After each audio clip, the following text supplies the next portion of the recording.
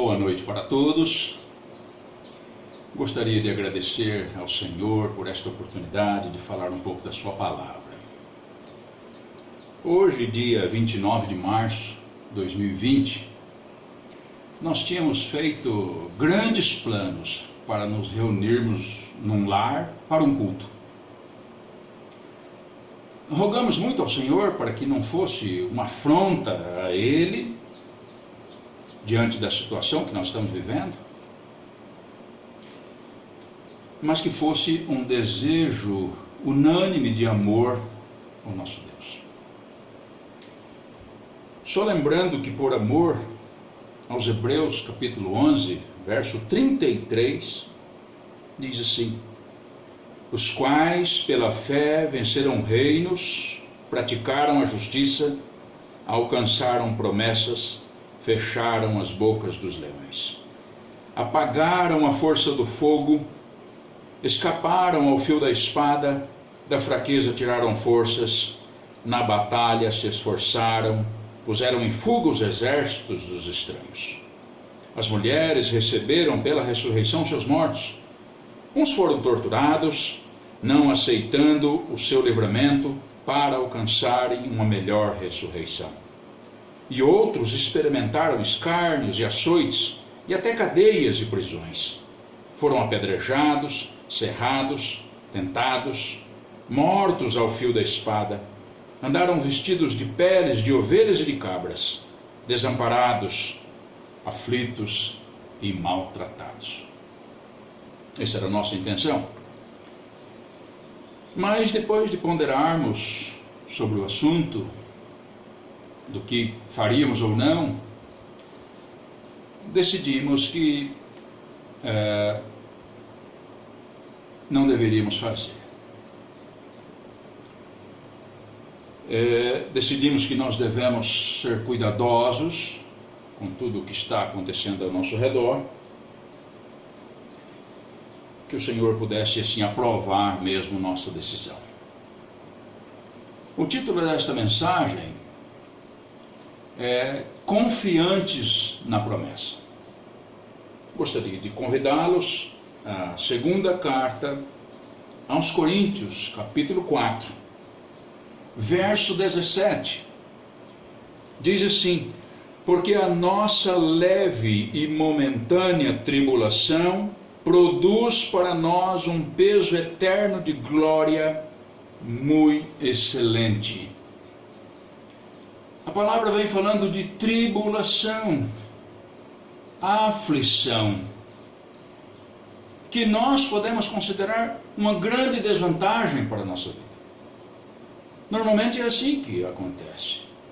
Quando nós estamos atribulados, aflitos, logo nós imaginamos que estamos em desvantagem. Mas, irmãos, a palavra de Deus gostaria de mostrar para a gente é que esta tribulação pode se tornar nossa maior bênção. O profeta Jonas, que todos conhecemos a história, diz assim no capítulo 2, verso 5: as águas me cercaram até a alma, o abismo me rodeou, e as algas enrolaram na minha cabeça. Ou seja, muitas tribulações, as maiores provavelmente que o profeta tenha passado. Mas ele mesmo disse no capítulo 2, verso 9, do Senhor vem a salvação. Ou seja, Jonas experimentou esta bênção. O que reputava como desvantagem se tornou a maior bênção para a sua vida. Esta tribulação que a palavra de Deus vem dizendo em 2 Coríntios, é descrita como leve. Embora uma tribulação possa parecer pesada, mas, irmãos, quando é colocada na balança, é como nada. Aos Romanos, capítulo 8, verso 18, diz: porque para mim tenho por certo que as aflições deste tempo presente não são para comparar com a glória que em nós há de ser revelada. E além de leve, é de pouco tempo de duração. O texto diz momentânea tribulação. Passa rápido. O salmista, no capítulo 23, Salmo 23, verso 4, diz assim: ainda que eu andasse pelo vale da sombra da morte, não temeria mal algum, porque tu estás comigo, e a tua vara e o teu cajado me consolam. Amados, há uma certeza nas palavras do salmista. Ele só está dizendo, é de pouco tempo a aflição, ou esta situação. Nesta vida nós pensamos que o caminho que nós devemos trilhar é longo e duro, atribulado.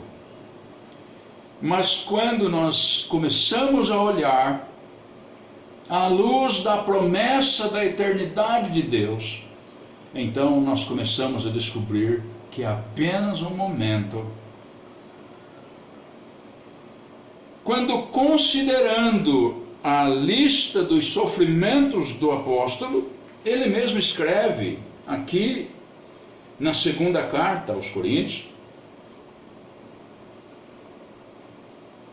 capítulo 11, verso 23. São ministros de 22, são hebreus, fazendo a comparação com aqueles que se consideravam maior, ou que os coríntios achavam que fossem melhores do que ele. São hebreus, também eu. São israelitas, também eu. São descendência de Abraão, também eu. São ministros de Cristo, falo como fora de mim, eu ainda mais. Em trabalhos muito mais, em açoites mais do que eles, em prisões muito mais, em perigo de morte muitas vezes, recebi dos judeus 5 quarentenas de açoites, menos um. 3 vezes fui açoitado com varas, 1 vez fui apedrejado, 3 vezes sofri naufrágio, 1 noite e 1 dia passei no abismo, em viagens muitas vezes, em perigos de rios, em perigos de salteadores, em perigo dos da minha nação, em perigo dos gentios, em perigos na cidade, em perigos no deserto, em perigos no mar, em perigos entre os falsos irmãos, em trabalhos e fadiga, em vigílias muitas vezes, em fome e sede, em jejum muitas vezes, em frio e nudez. Além das coisas exteriores, me oprime cada dia o cuidado por todas as igrejas. Quando nós consideramos esta lista dos sofrimentos do apóstolo Paulo, nós ficamos imaginando que ele tivesse o direito de reclamar. Mas ele não faz. Então, isso serve para nós, meus irmãos. Todos quantos padecem por amor a Cristo terão o gozo da glória. Verso 18 do nosso texto, 2 aos Coríntios, capítulo 4, verso 18. Não atentando nós nas coisas que se veem, mas nas que se não veem, porque as que se veem são temporais, e as que se não veem são eternas. O homem natural só pode ver o que seus olhos mostram, mas o Filho de Deus, ele contempla o invisível. A fé, meus amados, possui um telescópio que enxerga o que está oculto ao olho natural. Aos Hebreus, capítulo 11, verso 27, diz: pela fé deixou o Egito, não temendo a ira do rei, porque ficou firme como vendo o invisível. Esta é a fé. Apenas o Filho de Deus, ele estava vendo o que ninguém mais podia ver. Pode ser uma afronta o que nós estávamos tentando fazer, nos reunindo num lar afastado. Pode ser afronta, alguns podem pensar que sim. mas nós só queríamos servir ao Senhor juntos, como igreja. Por quê? Porque Ele é merecedor. Muitos que viram Paulo fabricando tendas e sofrendo tantas perseguições conforme ele descreveu, provavelmente pensaram: este é um louco, é um lunático, um fanático. Mas quando chegar o dia da recompensa, será manifestado que ele era um sábio. Será manifestado que ele via além do que os olhos humanos veem.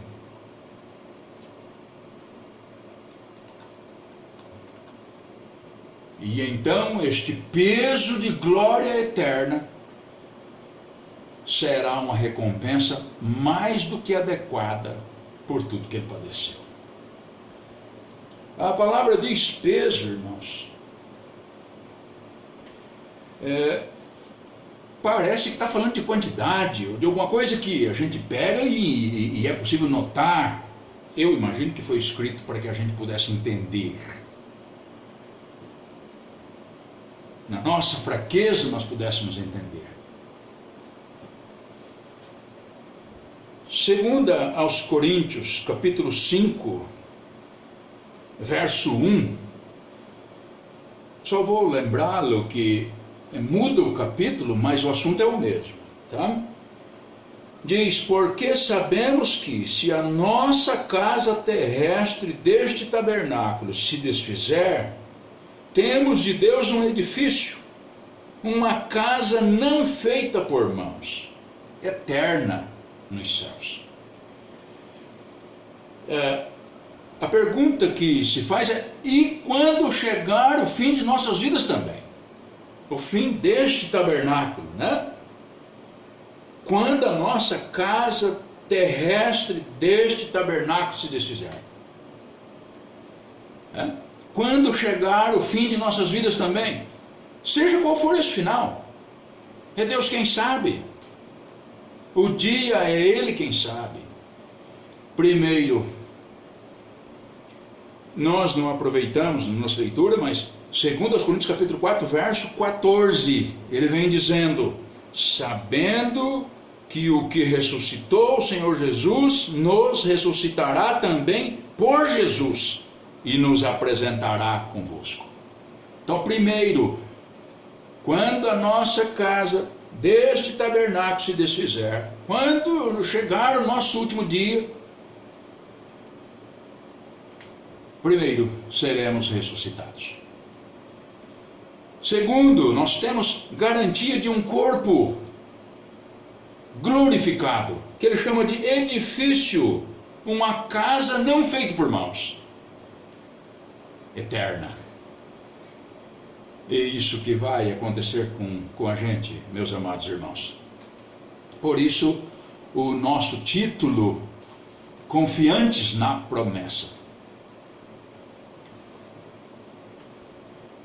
Só para a gente ficar ainda mais fortalecido, o conhecimento do apóstolo sobre o que ele está falando vinha de Deus. Não é possível ter certeza quanto ao futuro a não ser por Deus. Paulo aqui não estava dando um chute no escuro, conforme dizem por aí, ou tentando adivinhar, ou tentando animar aqueles irmãos.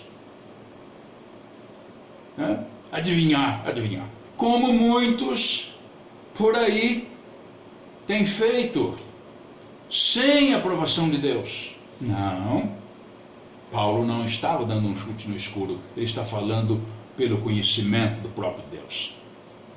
E diz: não feita por mãos, você percebeu? Uma casa não feita por mãos. É um contraste com o que é fabricado pelas mãos. É um contraste daquilo que é fabricado com as mãos. É engraçado que, preparando esse estudo, eu fiquei pensando que Paulo era um fabricante de tendas. Olha que comparação que ele usa. Suas tendas, mesmo que fossem de qualidade, vieram abaixo com o tempo, irmãos. Mas nós não seremos assim. É isso que ele está dizendo. Devemos ter confiança nesta promessa. Segundo aos Coríntios capítulo 5, verso 2. E por isso também gememos, desejando ser revestidos da nossa habitação, que é do céu. Agora a palavra vem para nos tocar ainda mais profundamente. Para todo aquele que tem esta esperança, nós sabemos que uma alma sem Cristo, nós sabemos que uma alma em Cristo, vivendo num corpo mortal, não é a condição ideal. Não é, irmãos? São tantas fraquezas, são tantas dores, tantos temores. Nós poderíamos pensar que ele falaria da fraqueza do corpo e dos sofrimentos, e que isto nos faz gemer. Mas não é assim. O que deve nos fazer gemer é o desejo ardente de receber um corpo glorificado, de estar para sempre em Cristo. É isso que nos deve fazer gemer diante desse mundo. Não as tribulações, não os padecimentos, mas o anseio por receber um corpo glorificado. Então, meus amados, claro, nós não devemos abusar da graça de Deus, dos avisos que estão por aí. Olha, não saem de casa, olha, não se ajuntem. Mas não podemos esquecer que a nossa vida um dia vai passar. E nesse dia estaremos eternamente com o Senhor. Que o Senhor abençoe sua igreja, seu povo espalhado por esse mundo afora. Em nome de Jesus. Amém. Senhor, nosso Deus e nosso Pai, queremos mais uma vez lhe agradecer pela oportunidade de enviar a sua palavra a tantos que assim pudessem aproveitar. Pedimos perdão pelas nossas fraquezas e pecados, pedimos perdão pelas nossas afrontas diante do Senhor, mas nos ensina sempre pela tua palavra. Nos dê essa confiança, Senhor nosso Deus, de que um dia, depois desse tempo difícil de tribulação, nós estaremos para sempre com o Senhor. Olha pela sua igreja, dando forças e ânimo para a gente continuar. Verdadeiramente nós não estamos sendo aprovados ainda, Senhor nosso Deus. Um dia seremos, mas que nós estivéssemos preparados para isso, sabendo que é apenas uma leve e momentânea tribulação a que tem vindo e que está por vir sobre o teu povo. Te damos graças por esse momento e pedimos que esta palavra pudesse chegar diante dos nossos irmãos, seus lares ou tantos outros lares que pudessem aproveitar desta palavra e estarem confiantes em Ti. Nós pedimos mais uma vez que nos perdoe as fraquezas e os pecados. Em nome de Jesus. Amém.